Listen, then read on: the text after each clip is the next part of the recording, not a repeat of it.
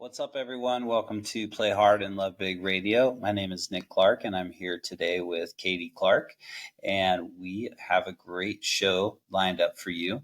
Play Hard and Love Big Radio is the official podcast of Spotted Dog Yoga and Sup Shop based out of Folsom, California, for some great in-person yoga classes and programs, or for some great online offerings. Check us out at spotteddogyoga.com.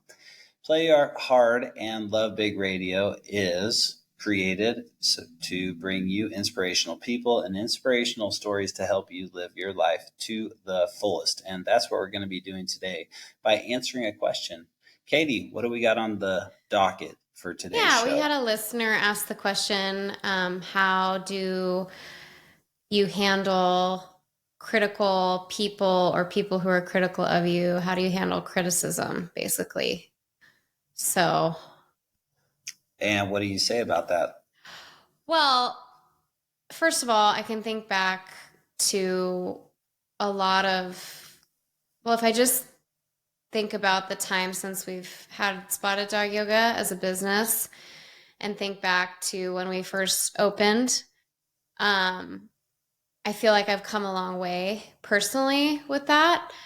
When we opened, we got a lot of criticism.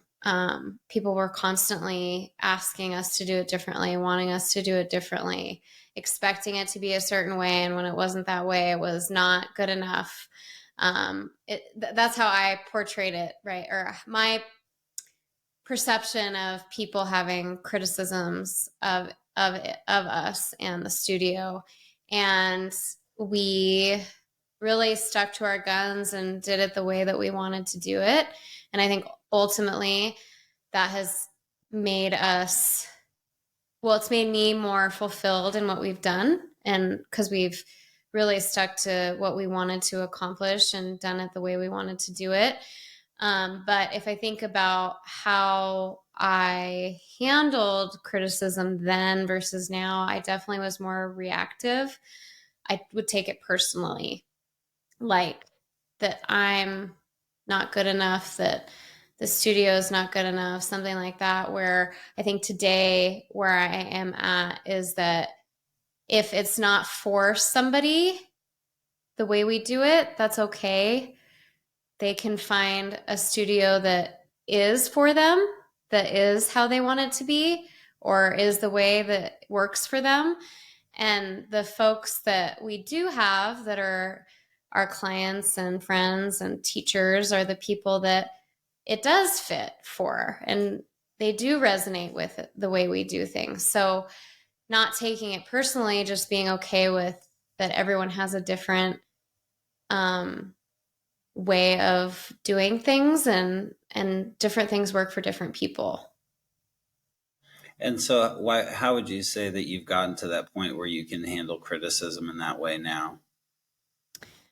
Well, I think that it's just understanding that there isn't one way. Our way isn't right. Our way isn't wrong. Another way of doing something isn't right or wrong either. I think it comes up a lot too in the sense of what's true for one person is not true for another person. Everyone kind of has their own truth, like based on their life experience, their circumstances, the way that they live, their personal core values, the things that drive them, the things that they want to accomplish are different. And so I think just a developed understanding of people. And I think that's come from both from just teaching and being around a lot of people. And then also like in teacher trainings that we've led, a lot of them over the years, getting to know people on a deeper level through those trainings and understanding that everyone has their own path. Everyone has their own experience. Everyone listens differently, hears things differently, says things differently. So I think just, a developed understanding of people over time. Yeah, I think that this question is incredibly relevant for the world that we're living in right now. And I don't know why it is, and I'd like to hear your insight, but people seem to have a really, really hard time not def- defending their stance, and I'm not quite sure like where that stems from. Obviously, like people have their own experiences in life and they feel very strongly about certain things, but I would say more often than not, if someone hears something that someone says in person or online or anywhere that doesn't land with them or doesn't make sense to them, that they're really quick to defend themselves and their beliefs. Why do you think that that is? Well, I think it's not just defending themselves and their beliefs, but sometimes attacking the other person's belief or the thing that the other person said. I think it's a reactionary way of living. I think that we live in a world where people are in reaction all the time, like to what they hear, see, that there's this sense of wanting to be right. And also, what comes with that when you want to be right is you want to make other people wrong. So, my my take on it is like, can it be that you are okay with people having different ways of doing things, different beliefs, different hearing things that are different viewpoints than yours, and using that more as a learning? Like, you don't have to agree and you don't have to take that on as your belief, but maybe if you're open to listening in a way of non-reaction and like not judging or not needing to be right, that maybe there's something to be learned or to develop a deeper understanding for other people and create deeper connections with other people versus having like a wall up of this is the way that it is. And if it's not this way, then it's wrong. Yeah, and even more so, people when they believe that they're a certain way and they're listening from a place of them being a certain way. I feel like people can. I know you didn't say it like they do. They'll defend themselves and they'll attack other people if someone is perceived as attacking them.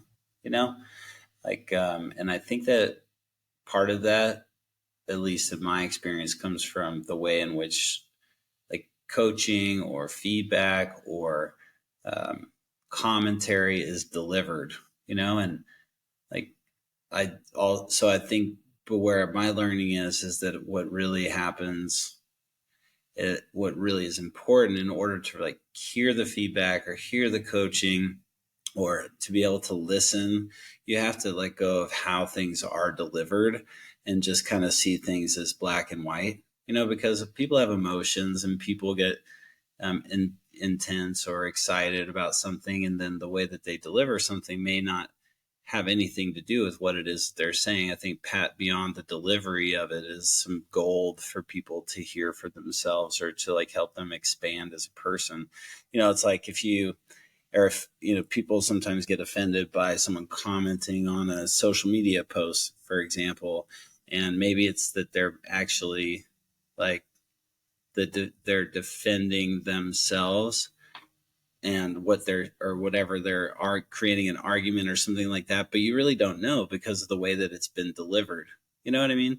It's like if you were actually having a conversation with someone and you wanted to say what you're going to say, then you could actually, look the person in the eyes, have a regular conversation. It wouldn't be have anything to do with the delivery. But when you just comment on a post or you're negative or you harass somebody or you argue with somebody online, for example, or through a text message, you really can't pick up on like what the emotion is or anything behind it. And so ultimately what happens is that people create stories around what it is that the person's saying or what it is that the energy is around what they're saying, because you have no idea exactly what it is or how it is that they're saying it.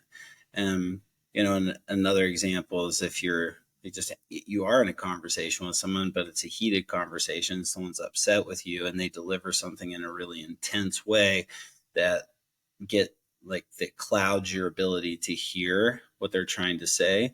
I believe that if you're able to step away from the intensity of the delivery and just actually hear what it is that's being said minus the emotion, that there's an opportunity to learn and to grow. But guess where I'm going with this is that I feel like in order for people to hear, they have to be able to get over the way in which it's delivered. Yeah. Would you agree with that or no? Yeah, I do. I think what you said, there's two parts to what you said. The first part has to do with something being in writing, where it's not said in a manner that is conversational. It's not a conversation, it's just a comment. And even like an email, for example, can be I know in our business, I've sent emails sometimes to staff members where it was totally misunderstood. Like my intention did not come across. It was misunderstood. It was not written in a way that was received the way that I intended it to. That can happen. And so email, text, anything written, because you're not hearing the person say it. What you're saying is you don't hear the delivery, like what the intention is. Whereas when someone says something verbally and you see them and you're looking at them, or even on the phone, you can hear in someone's voice what they're trying to say. Even if you can say the same sentence two different ways and have a different response verbally to what you say. But when it's written, it's however the person reading it interprets it is how it lands without any context, potentially. And then the second part of what you're saying is that, and it's okay. I know this comes from our personal interactions. It's okay to tell everyone that. I struggle with delivery sometimes of messages, just communicating what I'm trying to say in a way that is not perceived as intense, right? Like I have an intensity about me. If I am, I get easily excitable if it's something that I'm passionate about, and that comes in my voice. And so there have often been times where I've said something to you where if I had said it in a more calm, the exact same words in a more calm manner, you would have received it much better. My delivery could have been better. And though what I also heard is that there's a way to also, if it is delivered in an intense manner, there's a way to hear the words without having a reaction to the delivery. So I think there's a lot of layers to what you were saying. Yeah, I mean, that's pretty masterful skill, I think. You really have to know yourself and be grounded in yourself and in a solid place where you're taking care of yourself, I think, in order to just stand with your feet rooted in any moment of intensity, anytime anything is being delivered, whether that's a conversation with your spouse or a conversation with a customer, or if you get a bad review online, or if somebody comments on one of your posts and it seems negative, right? You have to it's a skill to be able to be grounded and to be able to just hear the words or see the words without connecting to the emotion to it. Because the moment that you connect emotion to it, then your ability to respond goes out the door, and it turns into a reaction, and it can turn into an argument, or it can turn into a fight, or you could start pointing fingers, you could be blaming people, or you could be upset at someone for saying what they said. And really, there's a chance that there's really no basis for that. It could just be that it's all emotions stirring things up. Yeah, separating the words from the emotion, because the emotion brings the reaction. The emotion brings the stories around the words. The words written or said are the words. The interpretation is from the emotional, the thought side of things, where you create something around the words, about the words, that is potentially not even there, like not happening, not the intention of the person who wrote or said the thing. That's a creation of your own mind, in your own mind, often. And it comes back, I think, to like not taking things personally. Like, is there a way to read or hear words where it's not about you? Even if it is about you, like, even if what the person's saying, it does have to do with you, can you make it that it's not like about you, like that there's something wrong with you or bad? Um, like that. And I mean, I said it before, but that's how I remember myself when we first opened. Like, I got to the point, you probably remember, where like every time someone would email to cancel their membership, I was like, oh my gosh, we're terrible, we're doing terrible. Like, I took the person might have like been moving, and I mean, I don't know why they're canceling. Maybe they didn't like it, but like, that's okay. But maybe they moved. I mean, and I would create stories around like that. I mean, I got to the point where I was like, it was a emotional roller coaster, just dealing with logistical day-to-day tasks. That is no way to live. I mean, that's stressful for no reason. That's like adding stress to your life that is totally not necessary. So yeah, so I think it's just yeah, like separating the words from everything else. Like, they're just like hearing the message. Yeah. And I don't think that it's something that you can do without training. I believe that innately in our way of being, from the moment that we were born, we have the skill to do that.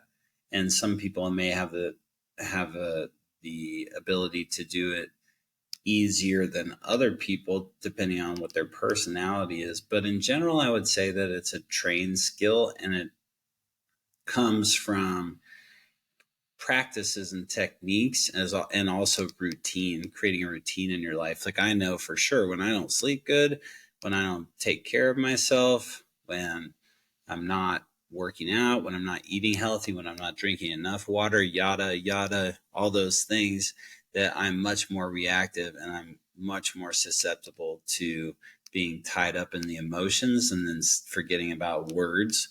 And but then on the flip side, when I am taking care of myself, I am sleeping well, I am eating healthy, all those things, right? I'm way less likely to have a reaction, and life is just a whole heck of a lot less bumpy. I know I remember when I first started to understand how meditation works, is when it was explained to me why it works and what it does for you in simple terms, because I'm like a caveman. You have to kind of explain things to me and tell me why. And then, like, once it tell me why in a way that I can understand it, then it actually lands for me. But when I heard that meditation helps you see what's real, what's objective, you're paying in meditation that we do, you're bringing attention to your body. That's real. And on the other side of it, it helps you see what's not real. So when you're meditating and bringing your awareness to your body, and then thoughts come into your mind, or my mind, the it becomes very easy over time and through practice to distinguish the difference between what's real and what's not real. And what's not real are my thoughts, and what is real is my body. Yet, if I don't have that practice, if I don't have some sort of a practice that's a ritual that helps me distinguish and bring awareness to what's real and what's not, then more likely and more often than not, I bring my awareness to those things that are made up, that are fake, that are in my head. And that's where a lot of my reaction comes from. So I think a really great tool for all of you listeners out there to bring into your life is meditation and some routine, and to also look at your daily life patterns and the way that you're eating and taking care of yourself, and notice if there's some areas where you can improve. Because if you do notice some areas where you can improve and you work on improving in those areas, then you'll be less reactive. You'll see things as they are. You'll hear the words and won't get tied up in the emotions. And my hypothesis is that you will. Hypothesis. My hypothesis is that you will have better relationships, better connections, less ruffles, less bumps in the road, all that stuff. Definitely. That's my hypothesis. Yeah, hypotheses is plural. Like hypothesis more than one hypothesis is one thing. Yeah. So if I had I do have a lot of hypotheses, but only one hypothesis. Yeah. Did that come from the science experiments that you were doing with the kids this morning? Yeah, those are good science experiments. They were my favorite one, and Owen's favorite one, it seems like. But it's the simplest one, is when they fill the Ziploc bag full of water, they put a little food coloring in there, and then they stick the pencils through it, right? And the water doesn't come out because the pencils take the place of the hole. And it's like, they think that's the most phenomenal science trick right now anyway. That's cool. Yeah. I mean, apart from blowing something up, he always wants to create a volcano or create foam in the mouth or do different things like that. And we haven't been doing many of those lately. So, yeah. All right. Well. Awesome. Hey, thanks, Katie. That was a good conversation. Great podcast. Everyone, thanks for listening to Play Hard and Love Big Radio. Here's the thing. The only way that we grow is if you share this with people that you love, that you think this podcast would make a difference for. So thanks for sharing this show. We have a lot of really cool episodes that we had put out in the last few weeks with great guests on them. And we are going to have a new guest every week. So jump on and stay connected to us so that you can listen to all of our great guests.